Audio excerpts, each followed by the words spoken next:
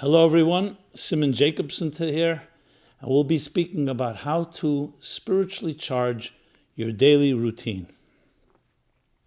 This program is dedicated in memory of Rabbi Michal ben Shlomo Olav Hashalom upon his 19th yahrzeit on the 11th of Elul.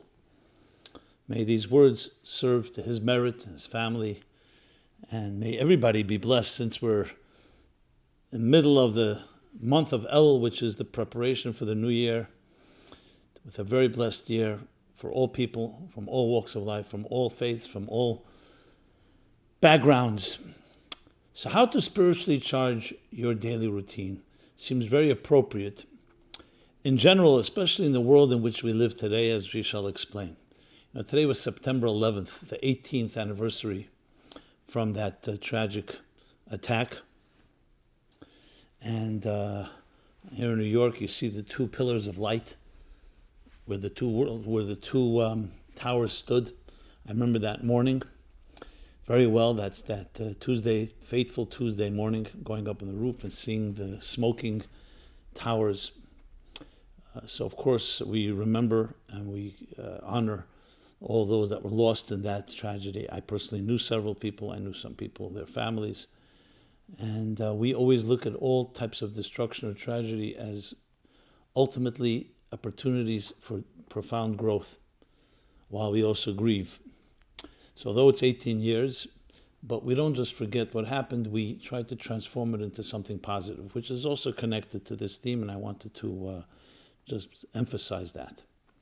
So one of the great challenges in life, I would even say one of the most silent and yet devastating, demoralizing forces in our lives is a thing called seemingly innocuous boredom, monotony. It doesn't seem very harmful, and yet it is the breeding ground for some of the most toxic experiences in life. Because when there's a vacuum, when there's boredom and there's monotony, what happens? A human being is mobile. We're always looking for some high, for some rush, for some excitement. And when life becomes monotonous, you become vulnerable to anything that will, so to speak, give you that rush and that excitement, healthy or not healthy. So though on its own it may seem, as I said, innocuous, but it actually is the root of many, many, many issues. And especially when we are inundated, and I would say even overstimulated, our senses, by all that's streamed at us, literally 24/7, whether it's online, whether it's going to shopping, whether it's in the street, billboards, we're constantly being inundated and our psyche assaulted, our senses overstimulated by so much, everyone wanting some of our attention, some of our time, some of our money. So that creates, like any drug, like sugar, highs that are artificial, and then you're constantly looking for more of them. And if you don't have them, you feel like you're bored. This way of constant entertainment, 24/7 entertainment, and suddenly you feel inadequate, you feel lacking, you feel deprived. So this issue has always been an issue, but especially in our day and age. And very often, when you talk to people about their challenges, and everybody has their challenges and issues, most will not point to this issue. If you start digging, you find that, yes, boredom and monotony began the process where you began seeking things maybe outside of your structure, outside of your relationships, things that may not be even healthy, things that may be forms of betrayal, and so on and so forth. And the list goes on. Because nature abhors a vacuum, and the human psyche and the human soul abhors it even more, because we are by nature constant movement. Think of the pulse, the heartbeat. Constant movement, a constant contraction, expansion, breathing, exhale and inhale. As we've talked about many times, the concept in Kabbalistic thought and explained by the Hasidic masters, Rotze and Shuv, tension and resolution. It's the very stuff of which life is made of. That constant flow, ebb and flow of life. And when it's not happening, or we think it's not happening, and we feel so monotonous, or we feel bored, or we feel our routines are just trapping us, we're just going through the same motions, it's bound to lead to some problem. Yes, you can bury it and not feel it, but it's bound to lead to something. And very often, because of the restlessness and because of even the pent-up energies, it can explode in ways that we are not necessarily going to be very happy with, and definitely not others are going to be happy with. So one of the big challenges in life, can we vivify, can we electrify life and make it a constant, passionate journey? Or are we trapped in this rut of going through motions? Look, you look at young children, they're excited about everything. You put them anywhere, they're exploring every nook and cranny, every hole, every outlet, to the point that we have to even protect them from for themselves. That's the nature of a young child. You get a little older, we get a little more lethargic, a little slower, and we still have that curiosity, but slowly the curiosity gets weaker. And when that happens, as I said, you start getting bored. Things become commonplace.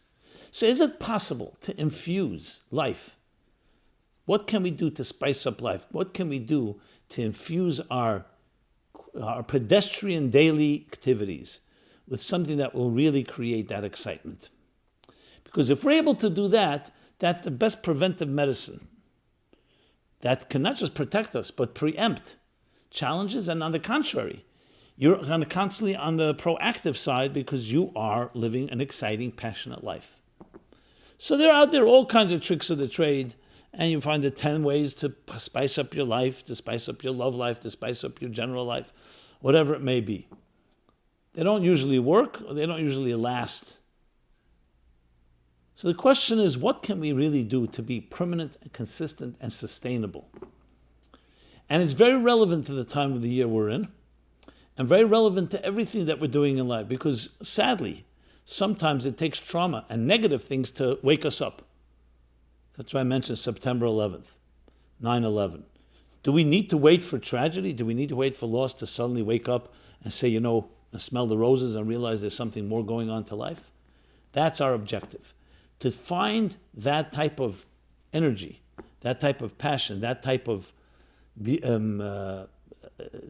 electricity in the common day. And not in a way that's superimposed, because that, as I said, will dissipate, but something that's sustainable, something that we can relate to on an ongoing basis. That's our challenge, and that's what we'll be discussing. I don't think anyone on earth cannot use an answer or direction or guidance on this matter, because, as I said, when you're living a passionate life, a driven life, a sense of urgency, where you feel that excitement, literally like that enthusiasm and free abandon and sense of adventure, you constantly feel that. That's the best preemptive medicine to most of the maladies that we succumb to. Much is spoken recently about what some call attachment disorder. That many addictions, whether it's porn addiction, whether it's drug addiction, but especially connected to sexual addictions, are a attachment disorder. What does that mean? We're looking for attachment. We're looking for connection. We're looking for love. And when you don't get it in a healthy way, you begin looking for things that superficially or in some way can, at least for the moment, you feel some attachment. That attachment, unfortunately, can be to things that are really unhealthy. So we have to attack the root of it, not the symptoms. The root of it is to find attachments that are healthy, to find love that is healthy. So how do we reach that place? And as I said, it has to be something that's not forced, that's not superimposed. So this takes us to a fascinating and remarkable, I would say, astonishing even, concept, which is fundamental to Kabbalistic and mystical teaching. And that is that beneath the veneer of life as we know it, we'll call it ordinary life as we know it, lies tremendous amount of energy, often trapped and waiting to be released. Now today, this isn't something you need to have faith for or just trust the mystics, but basic science. We know this to be the case. I mentioned it a few weeks ago, last week, I believe. Think of the earth itself. As stable as the surface of the earth may be, beneath the surface, you dig deeper, You know what's going on? What kind of temperatures, heat, pressure? We see it with the eruption of a volcano. We know that didn't come from nowhere. That molten rock, that molten the lava spewing forth is coming from the belly of the earth. So beneath the crust, beneath the layers, lies a tremendous amount of energy. And the same is true, the sun is that way. The sun, however, is the entire planet. Even the surface is brimming with so much energy. But today, it's not surprising if anyone hears that within matter, there's all energy. As a matter of fact, matter is energy. So the fact that when we look at things that seems inanimate, it seems like it's not moving, it seems like it's just dead, lifeless, is simply a myth. Nothing is lifeless. Everything, even the mineral, not let alone a vegetable and animal and human being, is filled with energy, microscopic subatomic particles that are constantly spinning and in movement. And then in some strange way, which is still not fully understood, when it comes to the surface, just like with the crust of the earth, there's a certain calm that settles in that becomes seemingly consistent to the point that we think it's just routine, it's regular. Even though beneath the surface and under the dashboard, so to speak, is filled with tremendous amount of energy. What about the human being? Same is true. You could look at a person, even if they're asleep, even if they're calm, even if they're in a type of comatose state, God forbid, and think, there's not much there. But even when we're not active, there's much there. There's a soul at work. There's a spirit. But that spirit is very often trapped by our routines, trapped by our demands and expectations of us, our schedules, who do we need to answer to. So that's why so many people say, I have so much pent-up energy inside of me. I have so much going on. I have nowhere to release it. What do you think will happen? Somewhere it's going to give. So the point I'm making here is that energy and that flow, that what I called before dynamic vitality and passion, is not something from the outside that someone comes and says, okay, here's a lifeless entity and let's figure a way to prop it up and to pump into it some energy into this puppet and make it look alive. No, it's the very fabric of existence is life. Mobile life, constant movement, constant energy. That's why children, as they're born, they don't have to be trained to do this. Their natural state is movement. Their natural state is exploration, adventure, free abandon. And no one's telling them go do it because that's the nature of the spirit. In the first chapter of my book, Toward a Meaningful Life, Body and Soul, that the soul is compared, based on the verse in the book of Proverbs, to a flame. The flame of God is the soul of a human being.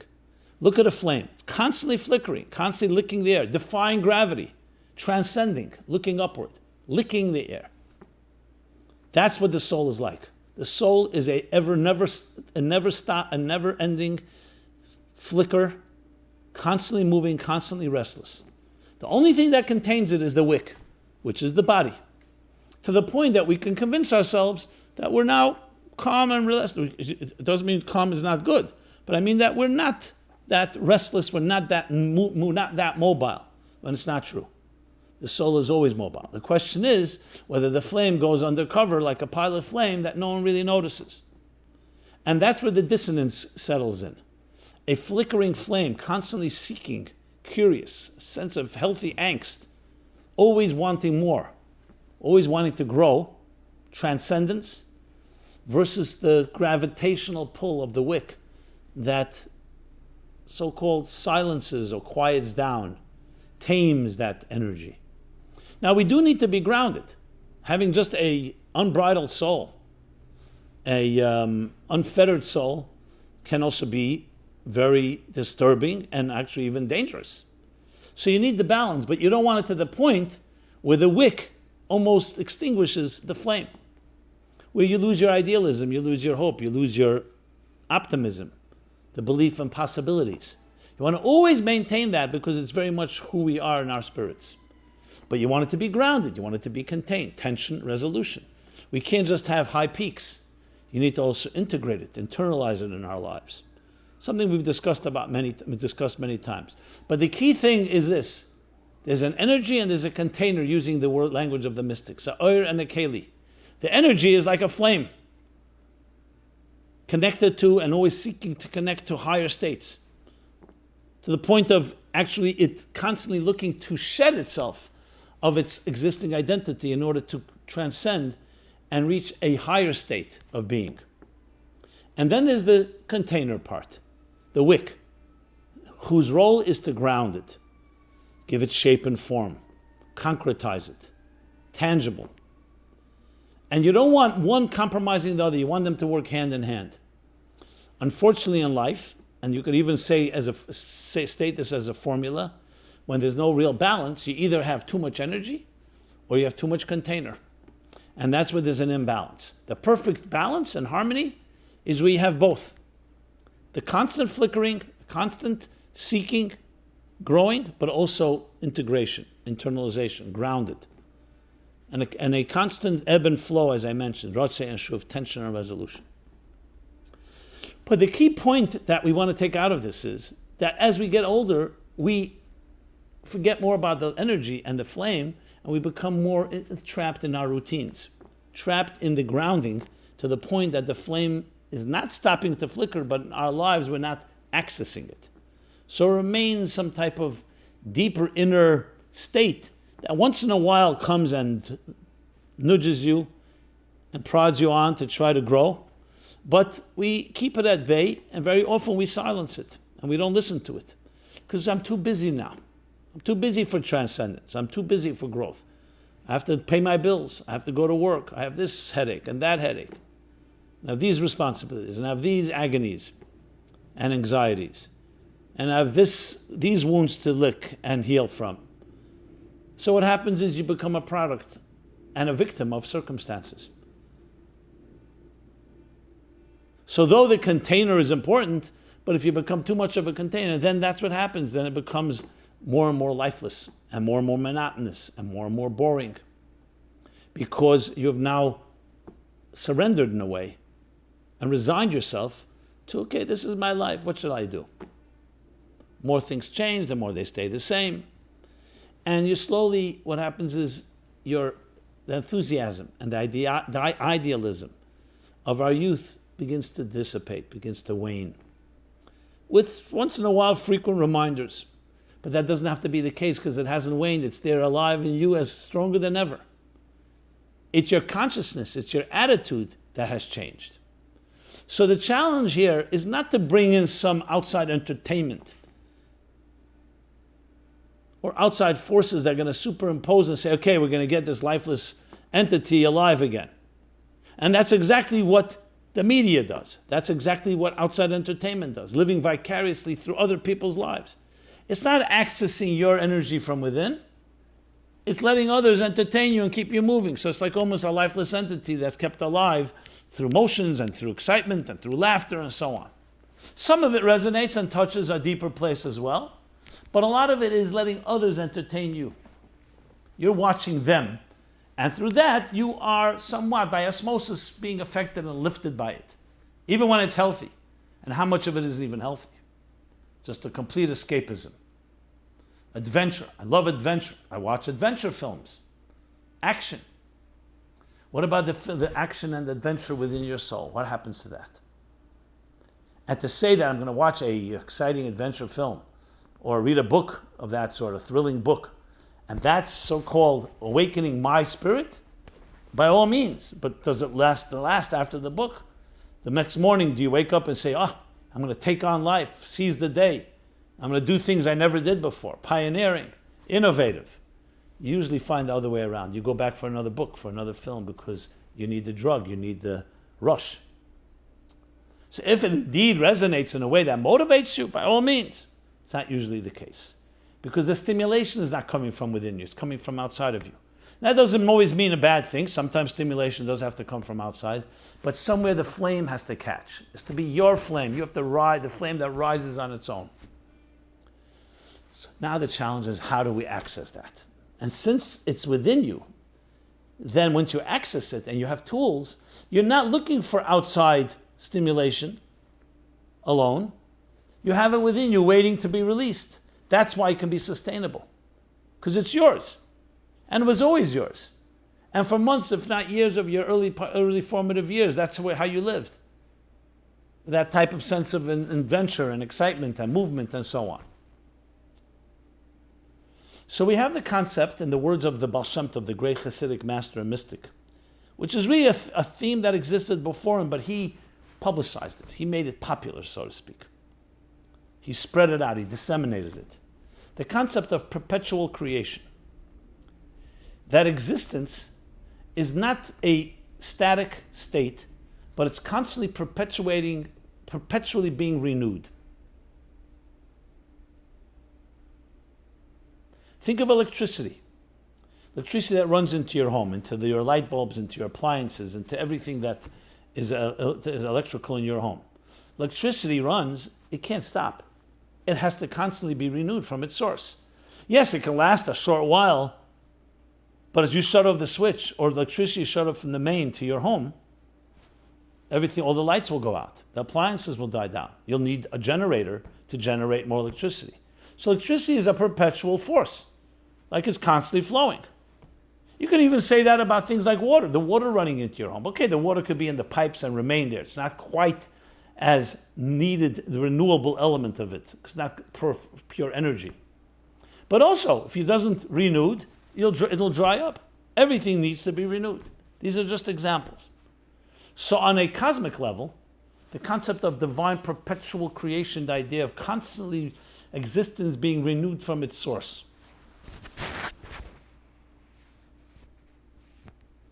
If you think about it, it's a fascinating concept, because it's essentially saying that, going back to the theme I mentioned, the language of physics, it's essentially saying there is no such thing as static reality.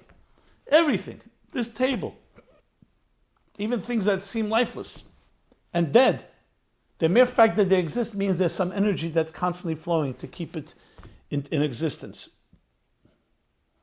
So then the question is, how do you tap into that? And of course, we're talking about the individual.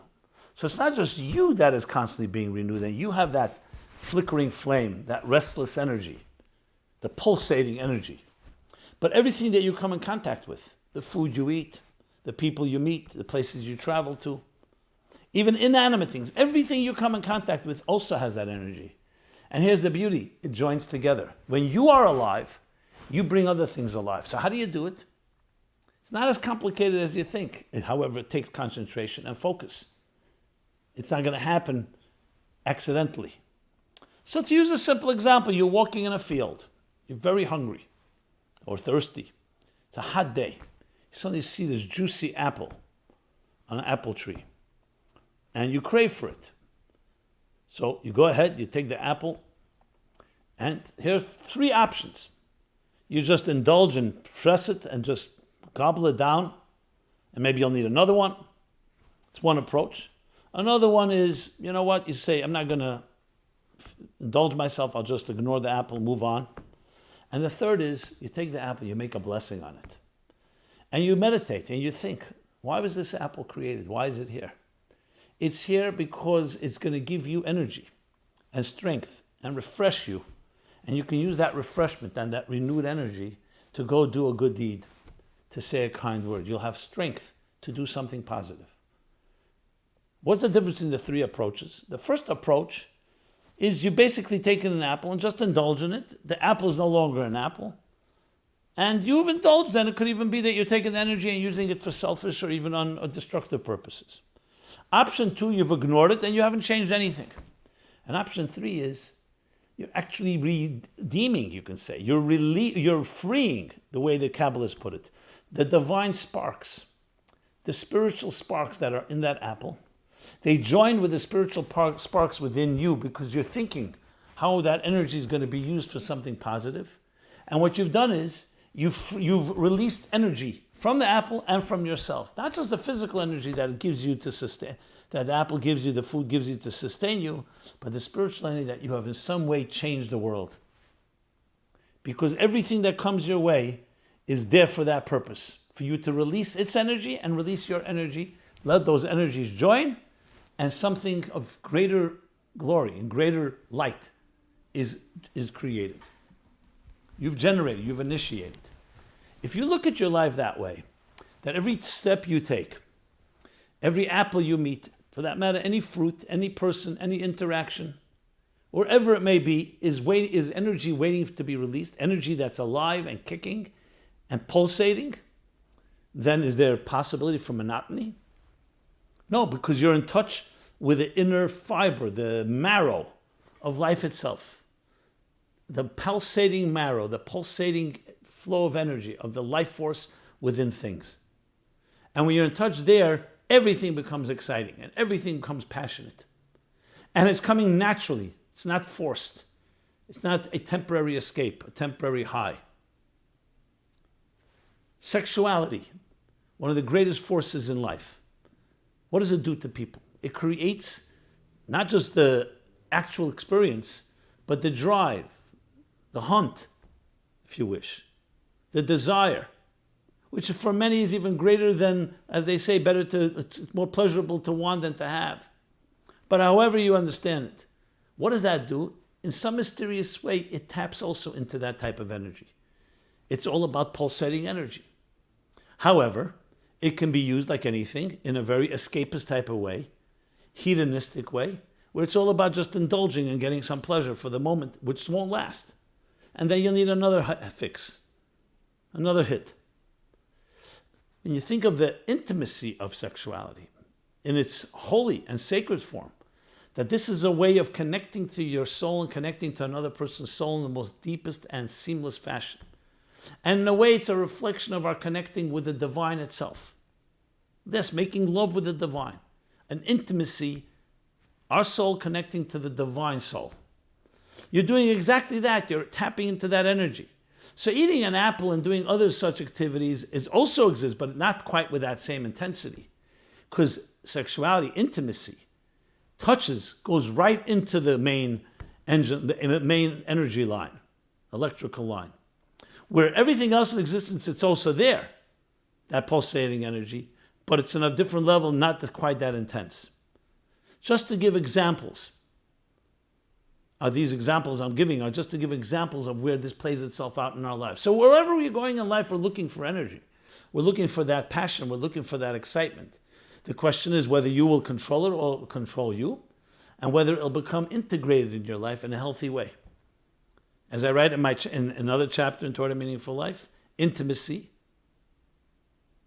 the sanctity of sexuality, that sexuality divorced of intimacy becomes yet another self-indulgent experience and an escape. Whereas a true intimate connection spills over. It's not just when two people are together physically, but it spills over in their relationship and their love, even if they're not physically together, even if they're millions of miles apart. Because what it does is it actualizes and activates that inner force of energy that lies so often concealed beneath the surface. But this becomes something that is a 24/7 experience. No matter what you're doing, you have the opportunity to access that. So how do you turn a routine life into an ordinary routine life into something extraordinary? You realize that it's right there beneath the surface of the ordinary is the extraordinary. You don't need to go anywhere. And then you need to do things to tap into it and access it. It all begins with our attitudes, with our awareness, where you apply yourself and say, 1 second, I'm looking at something, and it's never what meets the eye. It's not what you see is not what you get. On the outside, it looks like it's just ordinary. But then you discover the extraordinary. When you love somebody else may see them as ordinary, but you see something extraordinary. And that can be done in anything in life, even the apple that I described, even pedestrian activities, even just commuting, seemingly trivial matters, can all have within them tremendous amount of energy. So nothing is ordinary. Everything is extraordinary. It's only our attitudes can be ordinary attitudes. I mentioned a number of times the Baal Shem Tov, again, his statement, which is connected to this whole theme. The difference between a miracle and a natural event. He says is one thing, frequency. If the sun were to rise once in our lifetime, everyone would come rushing out, and we'd bring our families and children and camera crews. Wow, look at this ball rising in the horizon. But it happens every morning, and you can predict it. So is it less extraordinary? No, it's just become something common, and we need a new rush. But it is extraordinary. So really, a miracle is just a bunch of ordinary things a miracle is really nature. A natural event is really a bunch of miracles that are just happening in a continuous way to the point that we don't even notice. I always mention the touching story. We were sitting in one of my classes years ago. At the end of the class, everybody was like inspired, a certain camaraderie sitting around. People were sharing their life stories. One individual, one man was there, a pediatrician. And he, as the blessing, he says, my life is blessed. I bring children into this world. Not only his own children, he means to say, delivers children. Worked in New York hospital, the 8th floor, the delivery floor. And he said the following, it was the way he phrased it. He says, someone asked him, what's so special about it? He says, it's unbelievable, it's like a miracle. Here I am delivering children. Sometimes it's in the middle of the night, quiet. Just a mother, a nurse, a few people. Sometimes it's the middle of the day, middle of the rush hour. FDR is right beneath on the east side of Manhattan. And you hear the cars honking, horns honking, and brakes screeching, and the occasional accident, and people, you can sense their anger and their anger flaring. And I think to myself, where are they rushing to? This one's rushing home, this one's rushing just to rush. And here I am, I have the privilege, whether it's by day or night. Here there's no bumper-to-bumper traffic. The privilege of bringing life into this world, helping bring life into this world. The beginnings of everything, the beginnings of all those people in the rush hour. Without this, none of that would exist. And it brings me to tears, the contrast of a world so busy with its activities. And here I can see the miracle of the gift and miracle of birth. No one who's witnessed or experienced birth can deny there is a miracle. It just doesn't last often. You forget, but then you're reminded. It's just amazing to imagine. Out of nowhere, a life. Look, and then we hear pops out a life, grows up, a whole complex individual. From where? That's extraordinary. But it becomes ordinary because, thank God, many healthy children are born every minute. And then life takes over, and you don't even realize how many miracles are happening just to be able to breathe, to walk, to survive, to exist. How many things have to be exactly in its place? Bunch of extraordinary things that we're not even paying attention to. We're looking for a high. I need to watch something. I need to go to a party. I need to go to a comedy club. You have it going on in you better than any place. The most excitement is happening right inside of you. I'm not dismissing the importance of and the value of getting stimulation from outside, but if it replaces a stimulation from within, what kind of life is it? So you have it right in you. So the first thing is awareness, attention. In the morning you wake up, you say, Moda Ani, I acknowledge and thank you for the soul that you've returned to me. And this soul is pure, and you've created it, and you've shaped it, and formed it, and then it's still imbued it within me. You are a soul in a body, not a body carrying a soul. We're not physical beings on a spiritual journey, we're spiritual beings on a physical journey. The more you get in touch with your flame, your inner flame, the more you get in touch with a pulsating motion, its movement, its constant movement, the more exciting is your life. And then you look for all these opportunities for the soul to be nurtured, to be nourished. How is it nourished? By the sparks. So it's not just our body is nourished by the food. Our souls are nourished by the sparks within the food, just as the soul is nourished by the sparks in other things we do, whether it's not necessarily food or drink, other activities that we're involved in, interactions. And every person you meet, it's not just a business opportunity or just entertainment or just shooting the breeze. It's an opportunity to connect two sparks, your spark and that other individual spark. And that makes the world a better place and refines it. That's the way of the exciting path of life. And it's all within us, not outside. That's why it's sustainable. Because you don't have to go look for it. All you have to do is unearth it. In the words of Michelangelo when they asked him, how do you carve those angels in the marble, those beautiful angels, those exquisite angels? How do you sculpt them? And he answered, I see the angels trapped in the marble, and I carved and carved to set them free. It's within us. It's just trapped in marble or in concrete or in other substances. The extraordinary is trapped in the ordinary, to the point we don't see and we don't recognize and we don't appreciate that pulsating energy that's waiting to be released.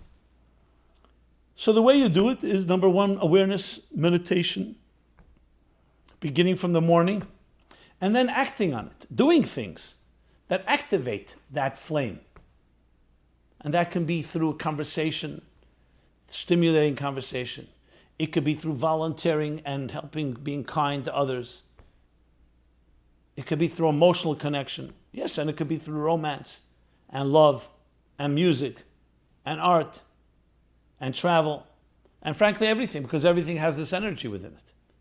But there has to be a conscientious and a deliberate focus. That's not about you and you benefiting and you enjoying. The most important thing is the release of the energy, and that automatically will give you so much passion and joy that is not superimposed, that's not artificial, that's not something that will be temporary. A person on a mission, driven by this type of approach, is a very different type of life. Everything is a spiritual opportunity. Think of business people who own companies. Wherever they go, they're always looking for opportunity. They meet someone, maybe there's someone, a potential client, a potential employee, a potential talent, potential third party, a potential investor, a potential partner. That's how you think. And someone focused in this way looks at everything as a potential release of energy, a potential new way to create an exciting journey, an adventure. And life becomes an ongoing adventure. Does that mean we won't have lapses and setbacks and times where we just want to become couch potatoes? Of course we're going to have moments like that. But even recognizing that is also something. Recognizing, you know what, right now, I need a little vacation. Vacation from all that energy. So be it. We're human beings. We sleep. We need to recharge. We need to have moments of respite. But even that's part of the journey, because that's what do you respite? What's the rest for? Not as an end in itself, to recharge your batteries, to refresh, so you can then embark on more journeys and on more adventures. And that's the story, my friends. So your routine is right there. We're not talking about getting rid of your routine. Finding within the routine that which is beyond routine. Finding the extraordinary within the ordinary. So no one's asking you to change your life. It's just adding a dimension to whatever you're doing. Add that energy, the energy dimension, the energy, the light dimension in what you're doing. Eating breakfast, tying your shoelaces, showering, exercising, traveling, working. Everything can be elevated. Everything is brimming with energy, and everything is waiting for you to release that energy. And when you do, everything changes. Try that attitude. And we don't have to begin. Don't bite off more than you can chew. Start one step at a time. Start in the morning, as I mentioned. Fine. Every day, 1 or 2 or 3 things that you do that are in this level of generating energy. You generate. You have to initiate. Find other people that initiate. And if anybody is a naysayer who just comes and says, oh, what do you think you are, and so on, maybe that's not the people you should be hanging out with more than necessary. Find people who are kindred spirits that connect on that level. That's the key. I want to conclude with a story. I always tell the story. Rabbi Chaim Rappaport with the Baal Shem Tov as well. He once went on a journey, a mission that the Baal Shem Tov sent him on. Came back, the Baal Shem Tov wanted to know, how did you travel? Seemed incidental. Who really cares how he went? He got the job done. No. Baal Shem Tov insisted. So he shared. He went one night, he stayed in an inn. Another night, there was no inn to stay, so he camped out at the side of the road. In the morning, he woke up, washed his hands, said his prayers, then sat down to have something to eat. There was a little spring, a brook of water at the edge of the road, near the road, and he went and took the water and made a blessing on it. Baruch atah Hashem Elokeinu melech haolam shehakol niyeh bidvarei. Thanking God for this gift, that everything is vivified by your words. Perpetual creation. The Baal Shem Tov heard this, he jumped up, excited. What's he excited about? I took a drink of water. How many billions of times has this happened? And he said, that brook of water was waiting from the beginning of time for you to come, bless it, and consume its energy and use that energy for something great. From the beginning of time. I always think about this. I travel different places. Sometimes places I wonder who walked here before.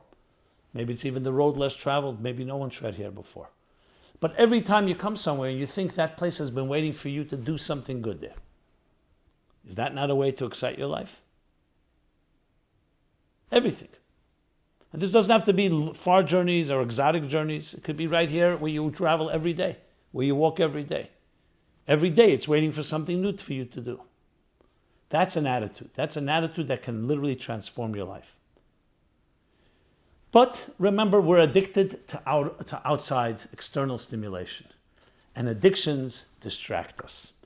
When you have your drug, when you have your sugar, when you have your other highs, not only will you say, hey, I don't need another high, I have that. That is diametric opposite. And it's actually what's the word I want to use?